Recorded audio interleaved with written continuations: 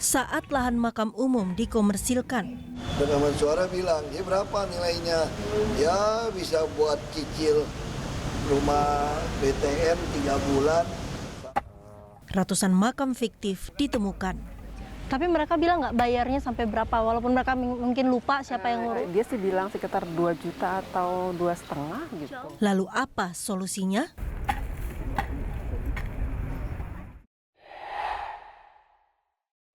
Sebuah teknologi mutakhir. Ya, maksudnya teknologi yang dikatakan penemuan besar abad ini gitu. Dikembangkan untuk terobosan kesehatan. Selama 3 tahun, berarti saya sudah 3 atau 4 tahun ini menjalani stem cell, tidak ada pengaruh buruk, bahkan Anda tahu saya dalam keadaan sangat bugar dan sehat. Meski masih ada yang mempertanyakan. Bisa dimanfaatkan nggak? Ini bisa nggak untuk teman saya, kakek saya, itu harus kita jelaskan. Jauh dari hiruk-pikuk perkotaan. Di balik kentalnya adat istiadat Sumba. Sebenarnya upacara Purundok Orang Harapan ini bisa dimasukkan sebagai salah satu alat untuk deteksi dini. Apakah musim tanam ke depan dan hasil panennya bagaimana? Terselip ancaman. Sampai saat ini ada masalah kelaparan dan kemiskinan di sini. Dan ini terkait juga dengan lingkungan. Saya, Yasmin Alvina. Saya, Amanda Manuputi. Saya, Reza Ardiansyah. Saya, Najwa Shihab. Dan saya, Putra Nababan bersama Anda dalam 360. 3 fakta membuka mata dalam 60 menit.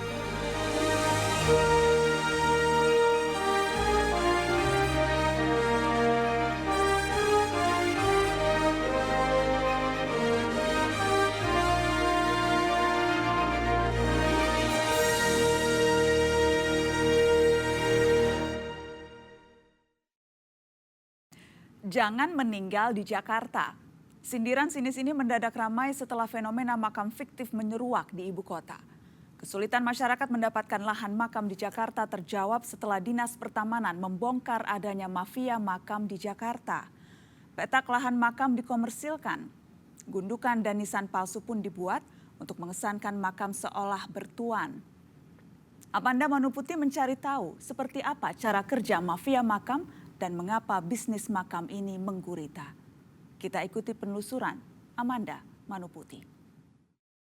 Laporan masyarakat pemakaman umum itu masih banyak pungli. Dinas Taman kan terus ngotot, Rapim dia ngotot nggak ada. Sampai saya sodorkan rekaman suara. Rekaman suara bilang, ya berapa nilainya? Ya bisa buat cicil rumah BTN 3 bulan sama mobil 2 bulan. Ini kurang ajar suaranya. Berhentikan sebagai PNS. Jadi nggak ada pacul? Pacul aja deh. Kerokan aja Pak. Ya. Kerokan apa? Nanti kita gini dulu ya. Pembongkaran makam di TPU Tegal Alur, Jakarta Barat. Disinyalir terdapat 164 makam fiktif di TPU ini. Temuan ini bukan saja yang terbanyak, tetapi juga melengkapi pembongkaran yang sudah dilakukan pada 6 TPU lainnya di seluruh wilayah Jakarta. Ini kita mau ini yang datasnya juga berarti fiktif juga ya sebenarnya? Sama begitu. Ya sama. Yang ini. Ya. Baru 2 bulan menjabat, Kepala Dinas Pertamanan dan Pemakaman DKI Jakarta Jafar Muklisin memang sudah mendapat satu PR besar dari Gubernur DKI Jakarta Basuki Cahayapurnama Ahok. Ia diperintahkan membongkar mafia makam di seluruh taman pemakaman umum di Jakarta. Pekerjaan yang tidak mudah, mengingat kondisi ini sudah menggurita di seluruh pemakaman di Jakarta. Kepada saya, Jafar Muklisin bercerita tentang target yang diberikan kepadanya. Saya target 3 bulan. 3 bulan ya untuk pendataan dan penertiban. Ada tim khusus nggak Pak yang Bapak bentuk untuk ini? Saya rasa tidak, ya tidak. Tapi kita sudah memberikan penugasan kepada petugas-petugas kita di lapangan, ya baik dari tingkat suku dinas maupun kepada teman-teman pengawas di lapangan. Kalau ini memang dirasa perlu, maka selanjutnya kami akan buat juga seperti itu. Sejak dilantik, Jafar mulai mengerjakan tugasnya dengan memeriksa data di seluruh TPU di Jakarta. Di sini ia menemukan adanya ketidakcocokan antara data di buku dan fakta di lapangan. Gundukan tanah tanpa nisan, makam kembar, nisan tanpa identitas yang jelas, seolah mempertegas bau busuk ketidakberesan pengelolaan makam. Dugaan semakin nyata. Hingga saat ini sedikitnya lebih dari 300 makam di 7 TPU terindikasi fiktif. Lahan makam ini dikomersialisasikan oleh oknum-oknum tertentu dengan harga yang fantastis, mulai dari 1 juta hingga 10 juta rupiah. Dengan mengambil langkah tegas, satu persatu kafling lahan makam yang dicurigai dibongkar. Dan benar adanya, makam kosong. Kepada saya, Huriah, Kepala TPU Tegal Alur Kristen yang baru 3 bulan menjabat, menceritakan saat ia mencoba mendekati para pembeli makam fiktif di TPU Tegal Alur. Ketika Anda mendatangi, ada beberapa yang sudah dipastikan bahwa itu memang makam fiktif. Seperti apa pendekatan yang disampaikan kepada pihak keluarga? Ibu sudah tahu, pernah dengar nggak di Perda 3 atau pernah baca di media massa atau di TV bahwa kalau orang yang masih hidup tidak boleh memesan? Ibu udah tahu gitu. Oh udah gitu. Ini ada apa nih Ibu, pesan ini untuk siapa gitu? Ya memang sebelumnya memang kami juga gimana ya, sebelumnya dalam agama kami juga nggak boleh. Tapi memang orang tua ya gimana lagi Bu gitu. Katanya pada saat Ibu mendatangi, mereka membayar sampai berapa Bu untuk bisa dapatkan itu? Untuk membayar berapa-berapanya saya kan tidak tahu nih. Cuma saya bilang, menurut pengakuan? Saya tanya berapa pada saat itu bayar sama siapa dan berapa jumlahnya. Aduh saya nggak tahu ya Bu ya, karena memang waktu itu yang ngurus bukan saya. Nah gitu akhirnya, cuma yang jelas, jadi tolong ya Ibu, sekarang nggak boleh lagi yang namanya pesan makan. Nah Ibu kalau seandainya nanti Ibu ada ahli waris yang meninggal, itu gampang, datang aja ke kantor, mana mau milih yang mana aja bisa, gratis semuanya.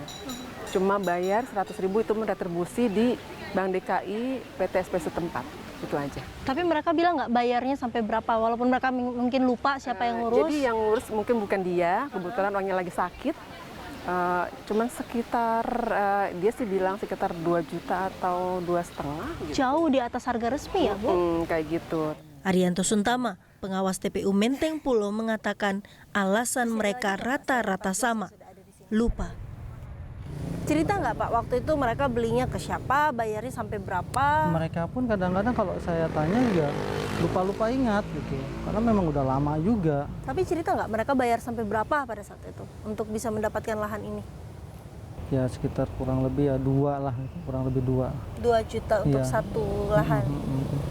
Untuk mendapat jawaban dari tangan pertama, saya mencoba mencari warga yang memesan kafling lahan makam di salah satu TPU di wilayah Jakarta Pusat. Pada saat itu kenapa Anda memesan kafling lahan makam? Karena waktu itu orang tua saya sedang sakit, divonis dokter, umurnya ya kurang lebih 10 hari dah, antara 10 hari sampai 2 minggu. Jadi saya panik, saya cari makam, dapat. Nyatanya setelah itu dapat mujizat lagi sampai 5 tahun. Pada saat itu pengurusannya seperti apa Bu?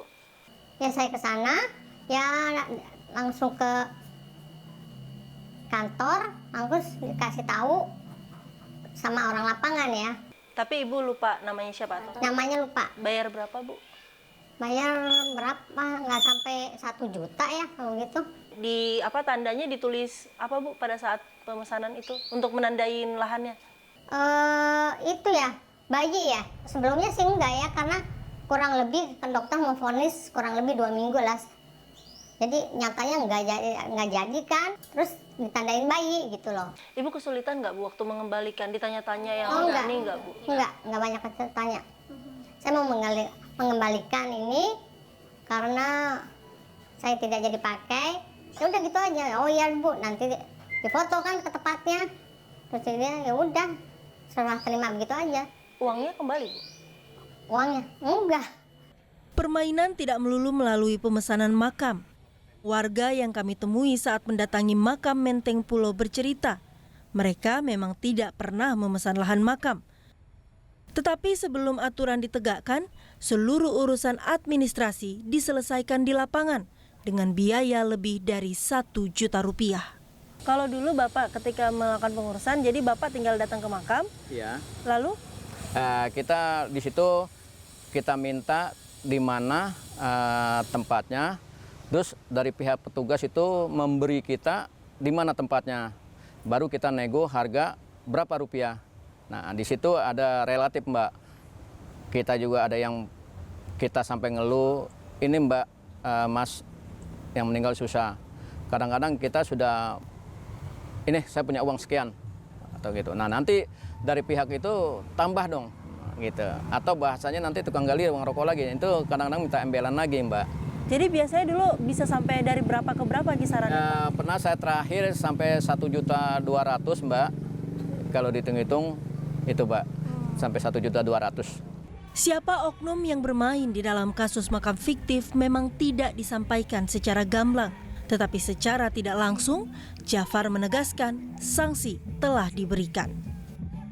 Ya, itu sampai saat ini memang yang sudah kita berikan sanksi ya, karena memang ini kan sudah berjalan cukup lama ya, sehingga juga sudah diberikan sanksi kepada pejabat-pejabat lama, gitu, yang terindikasi bahwa ada permainan di situ, sudah diberikan sanksi.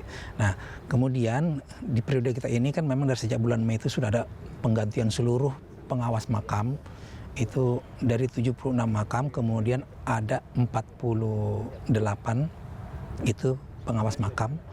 Pemerintah DKI Jakarta sebenarnya sudah tegas mengatur tentang pemakaman dalam Peraturan Daerah Nomor 3 Tahun 2007. Mulai dari siapa yang berhak dimakamkan di TPU hingga prosedur yang harus dijalankan.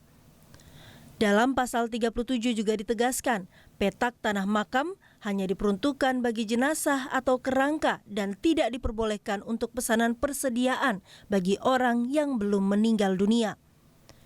Ancaman hukuman bagi yang melanggar tidak main-main, pidana kurungan 3 bulan penjara atau denda maksimal 50 juta rupiah. Untuk menjaga transparansi, ketersediaan lahan makam juga dicantumkan di website Dinas Pertamanan. Lalu, mengapa bisnis pemesanan kafling makam tetap ramai? Saya pun mendatangi pengamat tata kota Yayat Supriyatna untuk mendengarkan pendapatnya terkait fenomena ini. Jadi begini, makam di Jakarta itu sudah menjadi komoditas.